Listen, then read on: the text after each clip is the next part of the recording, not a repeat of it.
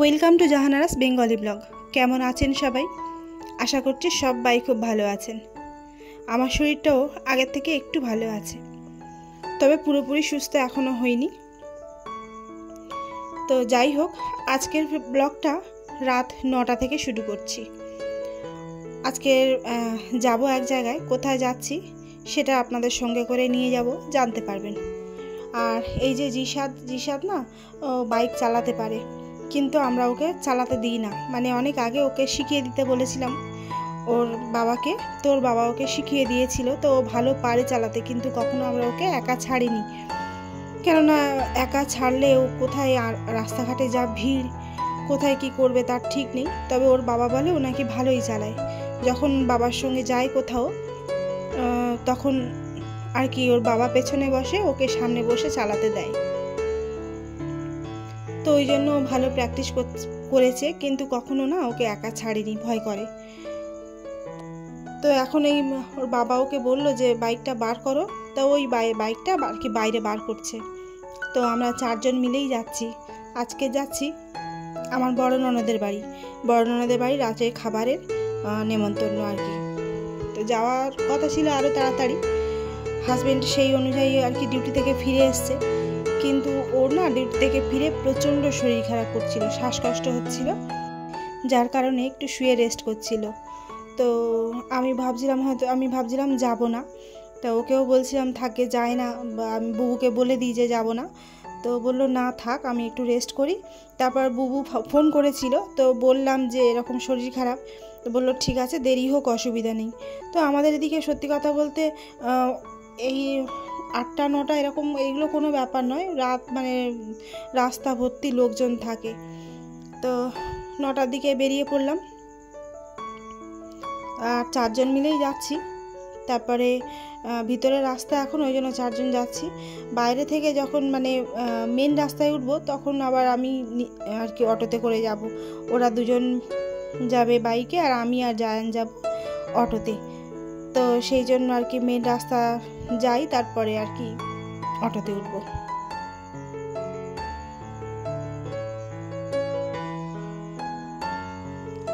চলে এসেছি মেন রাস্তায়, আর উঠে পড়েছি অটোতে।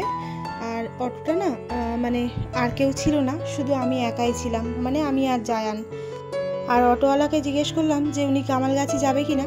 তো বললো হ্যাঁ যাব। আসলে এত রাত্রে না গড়িয়ার অটো পাওয়া যায় না, তো যার কারণে পেয়েছি, সঙ্গে সঙ্গে উঠে গিয়েছি আর কি।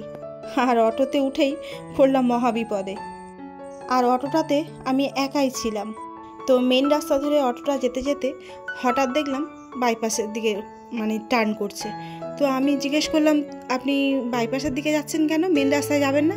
তো বললো না, আমার তো এই রুটের অটো নয়, তো আমি মেন রাস্তা দিয়ে যেতে পারবো না, মেন রাস্তা দিয়ে গেলে অসুবিধা হবে, ওই জন্য আমি বাইপাস নিই।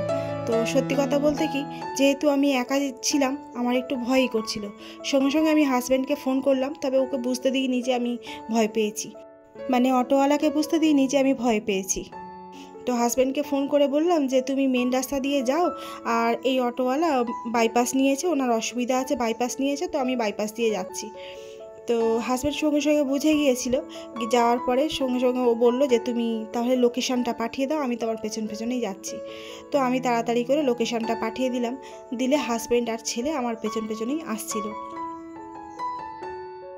কি বলুন তো, একটু তো ভয় লাগেই না, যেহেতু বাইপাস একটু শুনশান, মানে খুব শুনশান না হলেও গাড়ি ঘোড়া যদিও চলছিল, তবুও মেন রাস্তার তুলনায় তো একটু ফাঁকা ফাঁকা না, যার কারণে একটু ভয় লাগে আর কি। তো যাই হোক, হাজব্যান্ড পেছন আসছিল, ওই জন্য আর অতটা ভয় লাগেনি। আর তারপরে আমার এই যে কামালগাছির একটু দূরে নামিয়ে দিয়েছিল, আর আমি হেঁটে হেঁটে সামনের দিকে আসছিলাম। আর ওদিকে হাজব্যান্ডকে ফোন করলাম, তো হাজব্যান্ড বললো তাহলে ঠিক আছে, তুমি হেঁটে হেঁটে মিষ্টির দোকানের দিকে এসো, আমি মিষ্টির দোকানের দিকেই আছি। তো ওই জন্য আমি আর কি হেঁটে হেঁটে মিষ্টির দোকানের দিকে যাচ্ছিলাম। চলুন যেতে যেতে 2টো বন্ধুর নাম বলি, ট্রাভেলস উইথ শফি আর বাংলা জিকে ডায়েরি বুক। এরাও কিন্তু খুব সাপোর্টিভ, আমাকে তো খুব সাপোর্ট করে, পাশে থেকে যেতে পারেন, আপনাদেরকেও সাপোর্ট করবে। তারপরে এই যে মিষ্টির দোকানে এই যে দেখা হলো, তারপরে এই যে মিষ্টির দোকানে ঢুকে পড়লাম। আর মিষ্টিগুলো দেখে এত ভালো লাগছিল না যে কি বলবো। সত্যি কথা বলতে কি, এই একটা জিনিসের উপরে আমার ভীষণ দুর্বলতা, যার কারণে আমি কি রোগা হতে পারছি না আর কি। তো যাই হোক, তবে এখন অবশ্য অনেকটাই কমে গেছে, মানে আমার এই যে লোভটা আর কি অনেকটাই কমে গিয়েছে, অনেক কমিয়ে ফেলেছি খাওয়া, অনেকটাই কমিয়ে ফেলেছি। আসলে বয়সের সাথে সাথে অনেক কিছুই আর কি ছাড়তে হয় প্রত্যেক মানুষকে। তো যাই হোক, আমিও মিষ্টি খাওয়া অনেকটাই কমিয়ে দিয়েছি, আর মিষ্টি নেওয়া হয়ে গিয়েছে। এবারে আর কি বুবুদের বাড়ির দিকে রওনা দেব। ওদিকে বুবু ফোন করে বলল যে মনাও এসে গিয়েছে, আর ভাগ্নি জামাইও চলে এসেছে অনেকক্ষণ, আর আমরাই শুধু শেষে পড়ে গিয়েছি।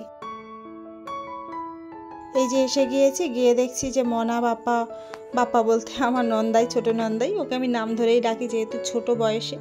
আর এই যে জামাই বসে আছে, আর হাজব্যান্ডকে তো চেনেন, জিসাদ। আর ওদিকে ইনায়া আর জায়ান খুব খেলা করছিল, এরা আমাদের জন্যই অপেক্ষা করছিল। আর আমরা আসলে বুবু আর কি মিষ্টি, তারপরে কোল্ড ড্রিঙ্কস এসব সবাইকে দিল আর কি। তারপরে আবার কিছুক্ষণ পরে বলতে বেশ অনেকক্ষণ পরে আর কি খেতে বসেছি। এখন অলরেডি 11টা বাজে। তো একটু আগে সব মিষ্টি খেলাম, তো খুব একটা খিদে নেই, তবুও রাত হয়ে যাচ্ছে, বাড়ি ফিরবো, সেই জন্য আর কি খেতে বসলাম। জায়ানকেও একসঙ্গে খাইয়ে নিলাম। তারপরে খাওয়া দাওয়া হয়ে গেলে তারপরে কিছুটা কথা বলে বেরিয়ে গেলাম। আর সত্যি কথা বলতে আমি আজকের দুপুরে একটুও রেস্ট করিনি, ঘুমাইনি, আমার ঘুম পেয়ে যাবে বলছিলাম আর কি।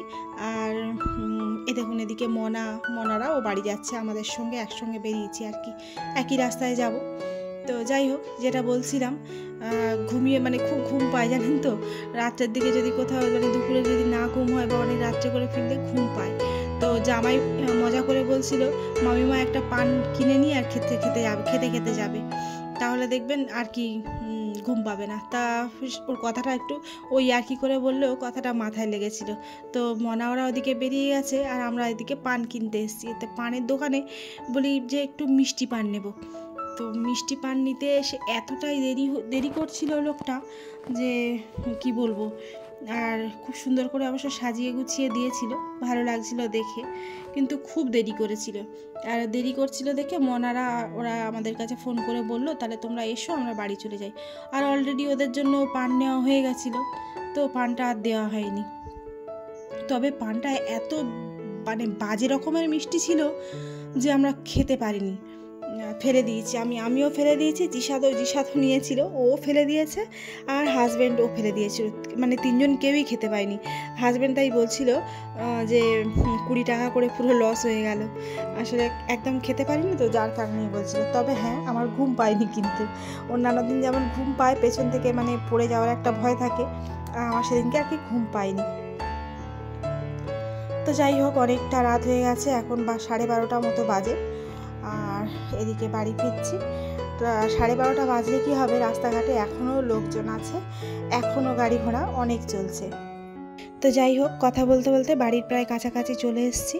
তো আজকের ভিডিওটা এই পর্যন্ত রাখি, দেখা হবে পরবর্তী কোনো ভিডিওতে। ততক্ষণ ভালো থাকবেন, সুস্থ থাকবেন, এবং আমার আজকের এই ছোট্ট ব্লগটি কেমন লাগলো তা জানাবেন।